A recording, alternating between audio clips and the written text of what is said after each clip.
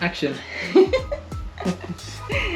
So, Romers, hi! Good afternoon, good evening, good morning. We're having a bit of a sit-down one today because we've got some important news. As some of you may know, well, all of you should know if you've been watching our videos, that we were living in Kuwait and Holly was actually working there as a fitness coach as well for a well-known brand. Since then, we are now back in the UK and we've decided to leave Kuwait. As much as we loved it, we decided to leave. So we'll give you a bit of an insight into what it was like for Holly to work there, what it's like living there, would we recommend it, what there is to do, and a little bit about what our upcoming plans are going to be. So first off, let's ask Holly, what was it like to work in Kuwait? Okay, so first of all, working in Kuwait was a great opportunity for me to show my skills as a fitness coach and also to learn a lot from other coaches who perhaps had different skill sets to me and who were even a lot more experienced than me. And it was amazing to be around all different types of people from different walks of life, not just from Kuwait, from all over the world. It was just really a great experience to train different people and help them to achieve their goals. It was a lot of fun and I definitely recommend giving that a try. You know, working in a different country, not just Kuwait, but having that experience of working in another country is something quite unique. As long as you're prepared to work hard and experience a new way of life and a new culture, it's going to be a great opportunity for you to get yourself out there. In terms of working there as a unique opportunity, yes, I definitely recommend it. There's lots of opportunities there in the fitness industry. It's such a massive industry there. If you are a fitness coach, physiotherapist, Pilates instructor, there's so many different types of jobs that you could do out there. In terms of salary, it can be really good. Obviously it's tax-free there, so you are able to save a lot of money if that is your goal. You can go there primarily to just work your butt off and really save some serious money. If you're not just there to work and you also want to have a life there, that is possible, but just bear in mind that you probably won't be saving as much money. In terms of the visa process, Holly, what was that like for you? I know for us in general, it can be quite difficult when traveling around to different places, but in particular, working there, would you say it was quite an easy process to sort out, or was it quite difficult to set everything up before you go? For me personally, it was quite tricky.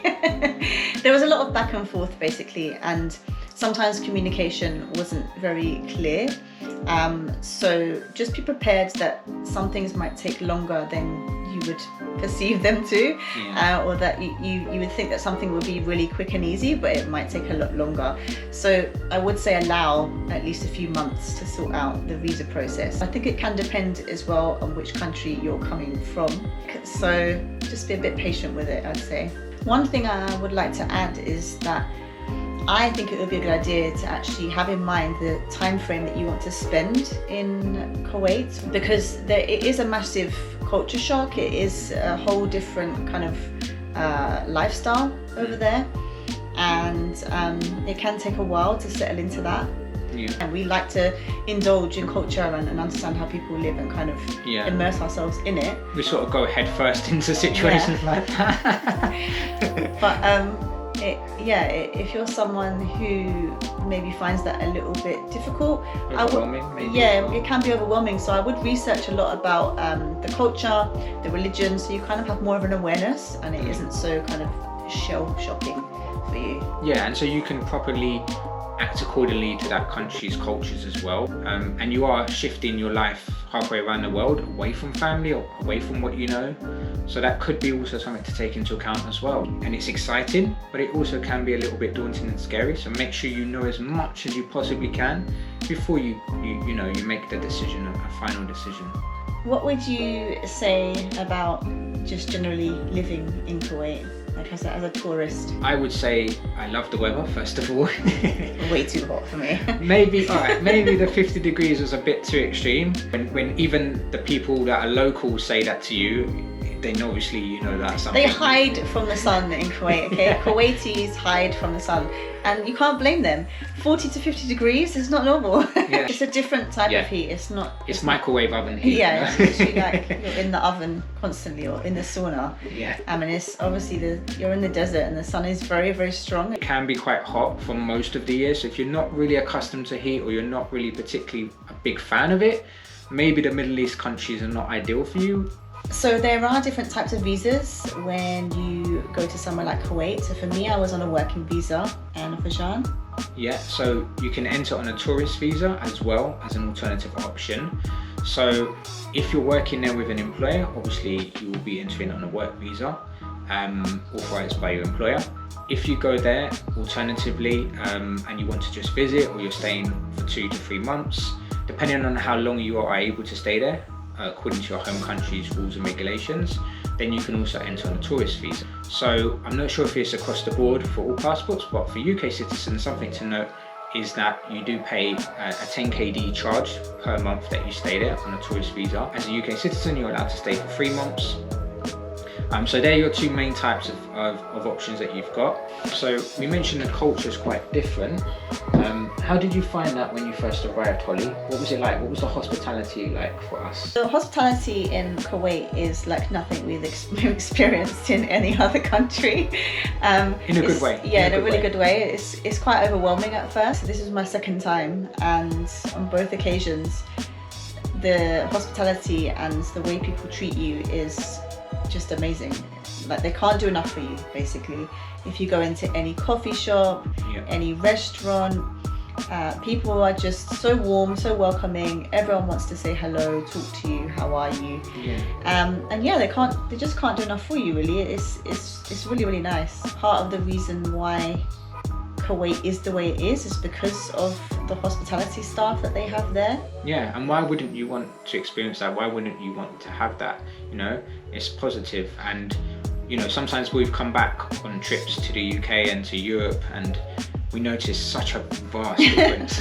You know, there's the cleanliness is second to none. You know, the hospitality. You know, people just saying hi or bye. You know, it's fantastic. You never really get that nowadays in the UK or Europe. You know, from what we've experienced anyway, from the times we have come back here, there was lots of opportunity to make friends for me and Holly, and yeah, it was really nice to be included and really nice to be part of that, you know, circle and learn more about the culture, be immersed in it, and have people that want to learn about where you come from and what you can tell them about where you are from. So yeah, really nice that it was opening, and that welcoming environment made it a lot easier to fit in. Kuwait is well known for its oil reserves. Things can be quite expensive in terms of things like groceries, food, kind of on a par with the UK, really. Yeah, Europe. Fairly affordable, to be honest. Yeah. It wasn't any more astronomically priced than what we'd pay here. If anything, some things were cheaper.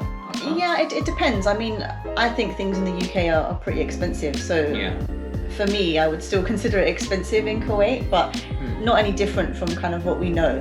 Yeah. When it comes to things that are specially exported from other countries, they can be a bit more expensive. So things like supplements, protein powders, creatine, things like that were quite astronomical. Yeah, and I'd say probably about the UK, that's the only thing that I remember off the top of my head that's actually quite affordable.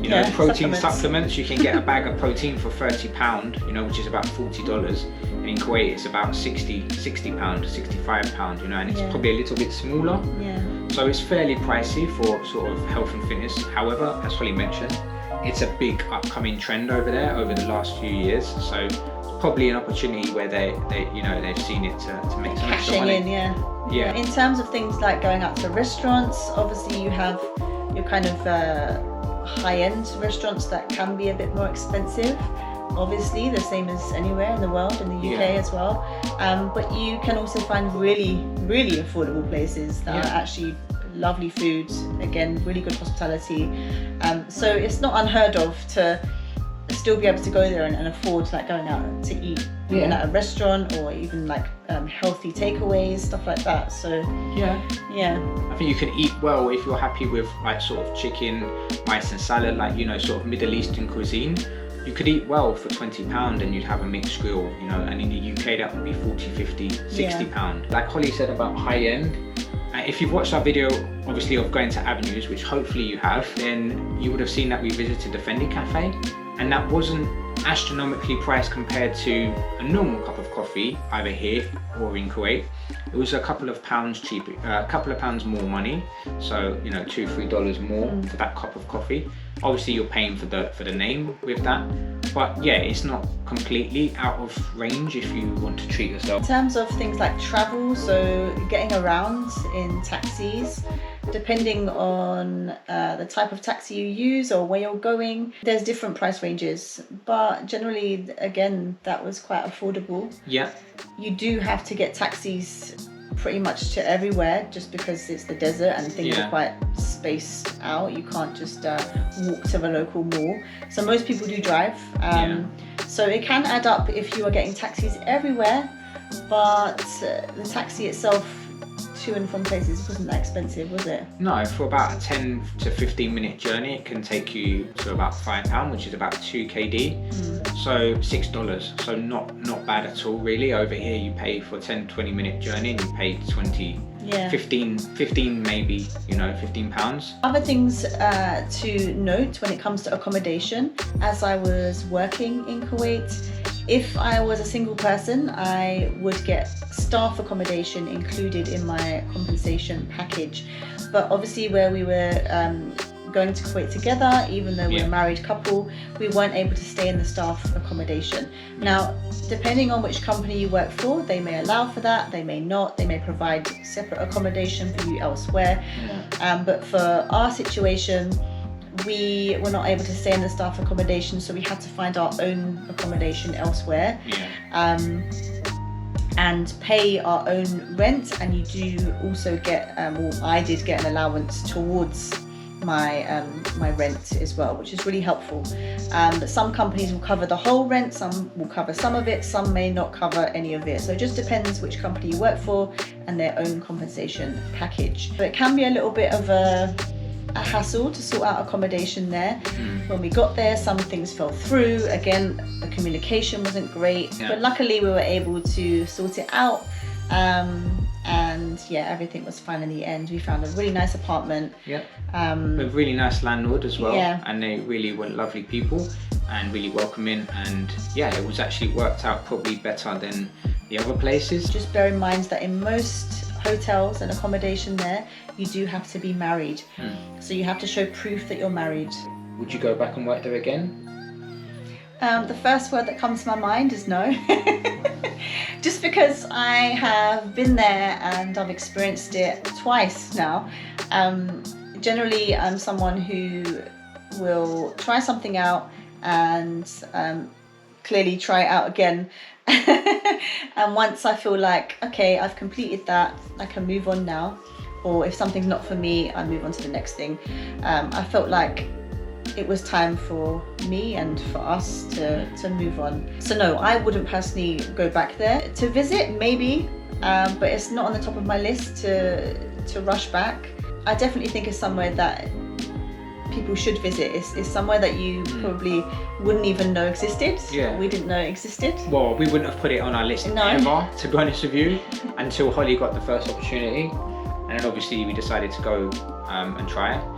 But yeah, it wasn't ever on our list. It probably wouldn't have still been on our list, and we are so glad we did go there, and we are so glad what we got to experience actually, you know, came to fruition. It was a really positive experience. It taught us a hell of a lot about other cultures, other people, about ourselves. And yeah, we just have grown a lot more, I think. Do you think you would visit again?